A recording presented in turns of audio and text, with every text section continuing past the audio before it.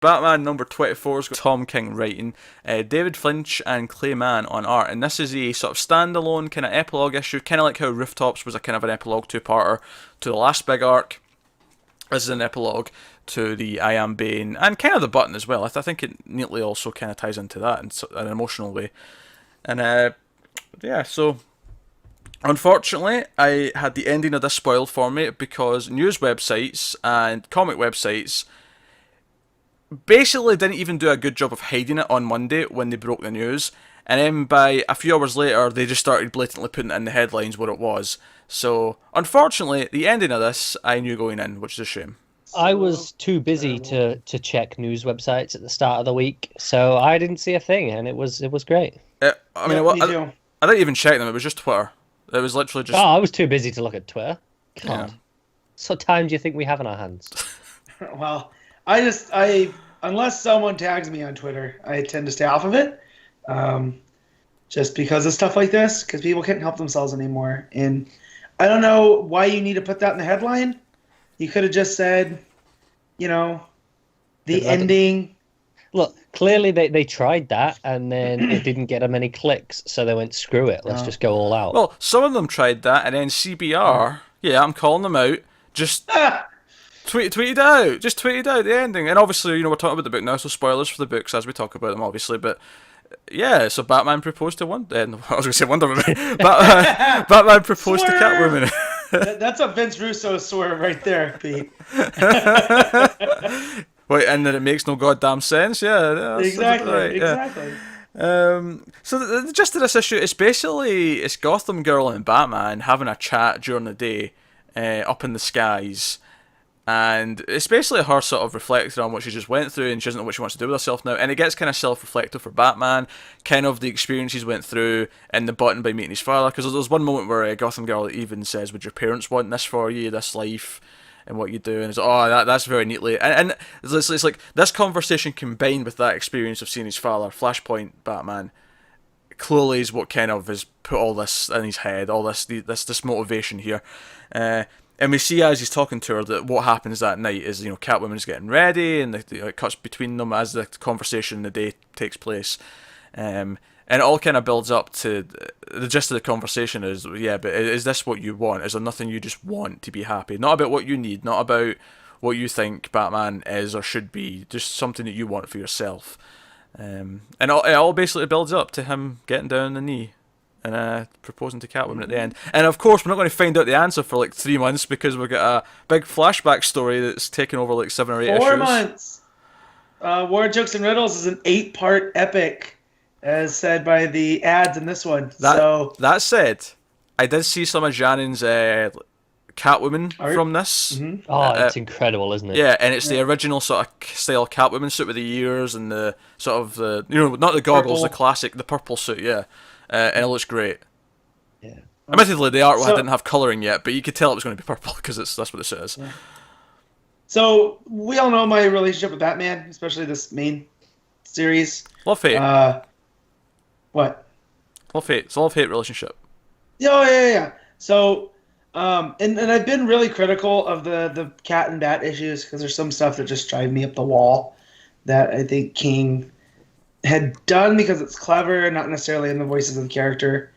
And the whole introduction to Catwoman here, going back with, I Am Suicide. But that said, everything paid off right here. This is issue 24. It's been a full year, right? It's been really like 2 years worth of story. Yeah. And there's been a nice build, and everything that's happened pays off in this issue. They talk about a lot of the things he went through. I mean, like Monster Men and stuff gets skimmed over, but the I Am, series, Trilogy. Yeah, the I Am trilogy of stories, yeah. It all builds in with those little interstitials of like Rooftops, and we've seen him bring back Kite Man and use him as a kind of a punchline. This is the type of storytelling I like in comics. And I might not agree with a lot of what he has done with some of the characters. Like I Am Suicide still brings me to a boil when I think about it. But if it was all to get to this point in this issue, which I think is my favorite issue of Batman thus far. Yeah, obviously I think me and Connor both like rooftops a lot, so we've been a lot more into this Batman and Catwoman Yeah. stuff. Now, admittedly, I do think the Bat and Cat dialogue, when they just say Bat and Cat's a little bit weird at times, but I think it is weird, but it kind of I did at first. It's starting to grow on me because I'm kind of reading it as they're being Well, very playful about it, like they're Yeah. kind of joking at each other's expense when they say it. but here, now that we've seen the Batman's learned from his fight with Bane, and we've seen him learn from seeing Thomas, he's learned to be a little bit lighter almost. Yeah. And now it fits. I felt like when he was in that dark mode after Gotham, the character, Gotham Girl's brother, after what had happened with him and some of the other things at this point, and like thinking that Catwoman had killed all those people, and really it wasn't her. She was taking the rap for Holly, right? That was the yeah. point of that story. It didn't seem to ring true, but here now, as this guy, he's been changed through the from I am Gotham to I am Suicide to I am Bane to now this, and it makes sense, and the button even. And I like that character development because you don't get that too much with Batman anymore. With Batman, he's very much, this is just who he is, and he's on this mission, and he's the Cape Crusader. But King actually is taking that time to develop, and I appreciate that. Because he talks about his mission here. He talks about how he secretly is kind of doing it to make him happy. I mean, that's not all the way, because he even says, like, I'm not Batman because I want to be Batman. I'm Batman because I'm Batman. Yep. Like, it's who he Those is. are the exact words. Yeah. I'm not Batman because I like being Batman. I'm Batman because I'm Batman. And like you could take that as a joke, but in the context of talking with Gotham Girl, Yeah. and like they're on this radio tower in the sunlight, which I thought, like, with the art here, It's gorgeous. you have the isn't two. it? You have the two different, because you have Finch doing the Catwoman stuff, and then you have, is it Man? Yeah. Doing the daytime stuff, and it creates this complement that is super cool. I really like that bit, where it says, "Oh, I am just Batman," and it pays off really nicely after the Wonder Woman annual, Yeah. because obviously that was that whole Yeah, thing sure. there. What's your name? Yeah, that's just who he is, and it kind of got its feedback into this still. Yeah, no, Yeah, so- that's a good point. I just want to take this to take back things I've said about Tom King, maybe in the past, how he didn't quite understand Batman. He was playing the long And game, Matt. Playing the long game. And of course I get that, but here with the because I'm Batman, and it's not because Batman, but it's like Connor just said, he was holding the rope of truth, or the lasso of truth, in that annual, and Superman gives both of his birth names of Clark Kent and Kal-El, and I'm Batman, and because that's who he is in his truth. So, and King gets that, and I think the Wonder Woman. I just said what Pete did. The Catwoman. All this Wonder Woman talk. At least this time we were talking about Wonder Woman. Yeah, true.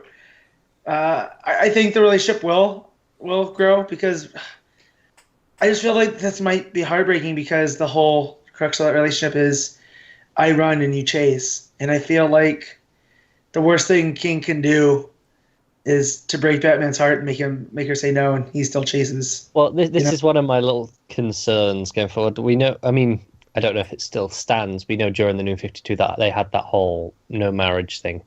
Yeah. And obviously it doesn't stand as much because we've got Clark and Lois back. But I just wonder if they're going to actually let him go forward with this, or if it is just for the sake of tragedy. It depends. Like, that's assuming he even plans to have them married anyway. Like, we don't know where the intention of this story leading us right now.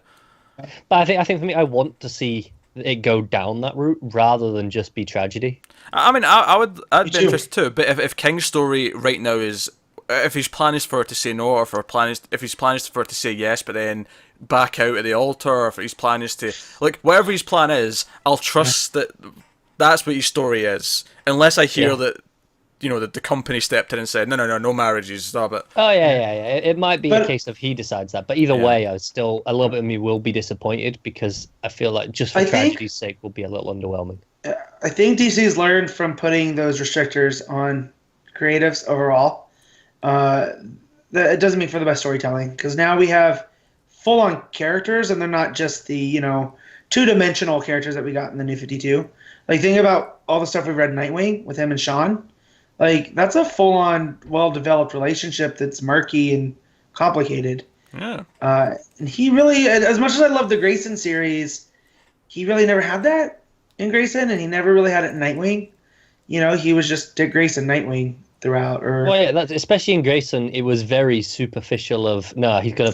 It kind of worked because he was an act of playing the spy. So but he was still kind of, but he was still kind of 2-dimensional. Whereas Yeah. he's, cracking jokes and being funny. It's not like, I don't want to say deep meaning because there's some good stuff in there, but like here, this feels like it is for keeps with Batman and Catwoman, and there will be ramifications going forward with the future of the character. I feel based on this point. Regardless if it is marriage or if it is heartbreak, there'll be fallout from it. Yeah, exactly. And outside of the Owls and some of this other stuff in Snyder's Run, which kind of gets washed over. As much as I like the majority of that, there's not really. It doesn't have that. I don't want to say flashpoint because it's a bit gimmicky, but it doesn't have these crux moments that are fully changing of the character. They go, oh yeah, this was Batman up until he proposed to Catwoman. And then there's, because you have that with Superman at different points. You have the Electric Blue, which we still talk about, and him marrying Lois and the death of Superman. Yeah, and then we have there's John. all these moments. Like, there's a pre-John Superman, there's a post-John Superman. Exactly. And so we get that there, and it would be nice for them to go back there. I always felt that was Jeff Johns' strength as a writer. It's like when you're reading Wally West Flash, he has those character moments in there. And it's pre-Zoom, post-Zoom. And they kind of got away from that in the New 52. No, absolutely. I mean, I love the issue. I thought the daytime stuff in particular looked fantastic. Everything with them standing on, like Batman's on this radio tower, Gotham Girl's flying around. I love the conversation at the start where she's like, you could fly. Like, I mean, I know you're Batman, but like, we live in a world with magic and science fiction. Like, you could find a way to give yourself powers.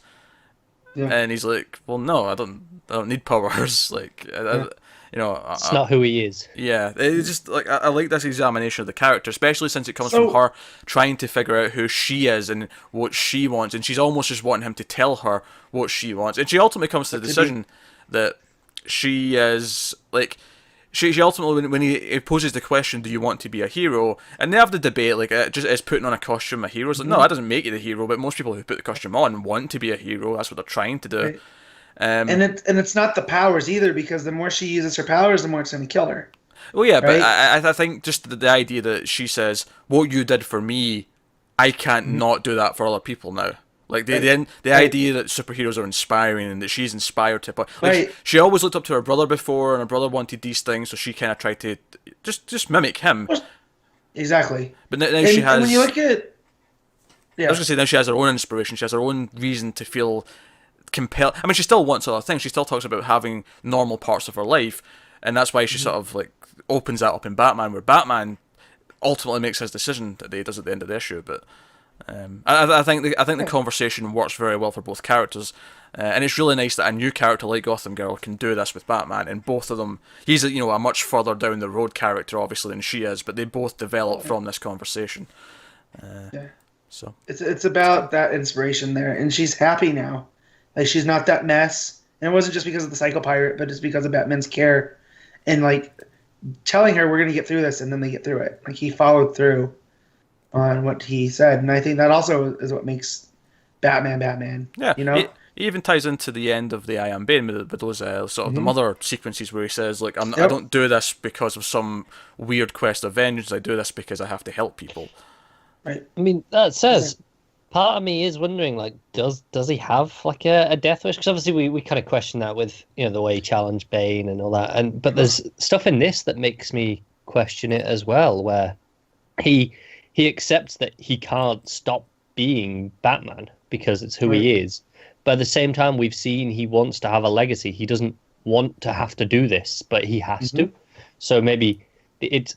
And to go back to Snyder's stuff, we talked about how a lot of that was brushed over. That final arc was kind of...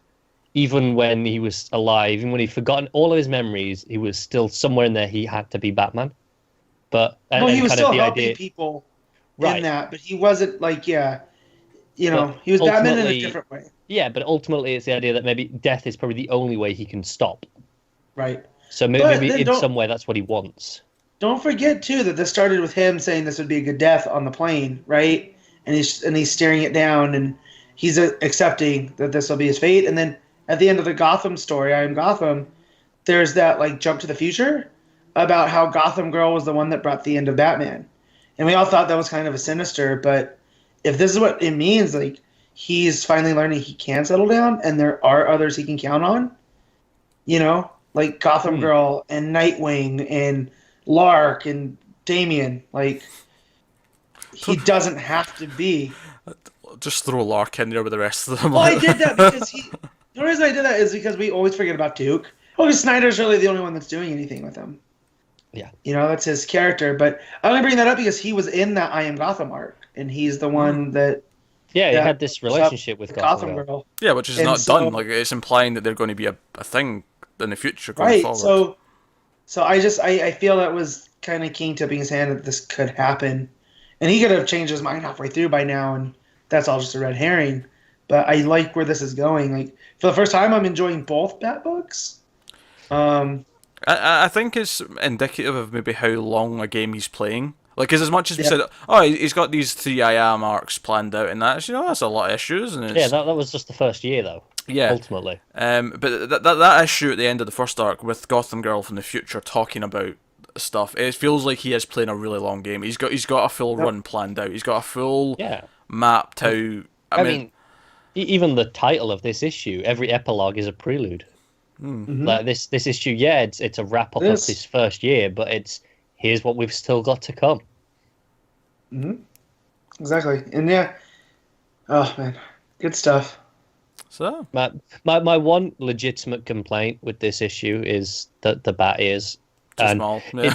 it's you know, most of the time I accept it, it's whatever, but it's the panel where it's, you know, the Dark Knight Returns swinging through with the lightning with the two of them there, but his ears are basically non-existent on that one, and it really bothered me on that panel. Just to reiterate, the daytime stuff is beautiful. I love how it plays with the highlights on the edges of things and all that kind of thing. It really feels like they're standing in front of the sun, which is, again, I think it's an interesting setting for this, because obviously Batman and Catwoman, they typically meet at night because they're creatures of the night, but this conversation that's changing his perspective, that's making him think a bit differently, is happening during the day. It's Batman in broad daylight in the I harsh think sunlight. It's interesting as well, like Gotham Girl, like it's similar that she's a Superman style in terms, you know, flight strength, and I think it's notable that she's the future perhaps of what he wants for the city, and you know, that's in the daytime.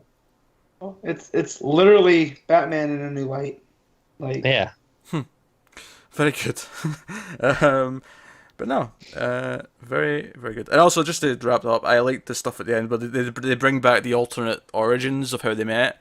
Yep. And Bruce is like, yeah, that ring you stole, that jewel, I bought it because I knew I'd need it one day. And that's what he proposes with. So, he's a romantic at he heart. He didn't keep it. Yeah, he returned it just to go back to buy it. Like, that's great.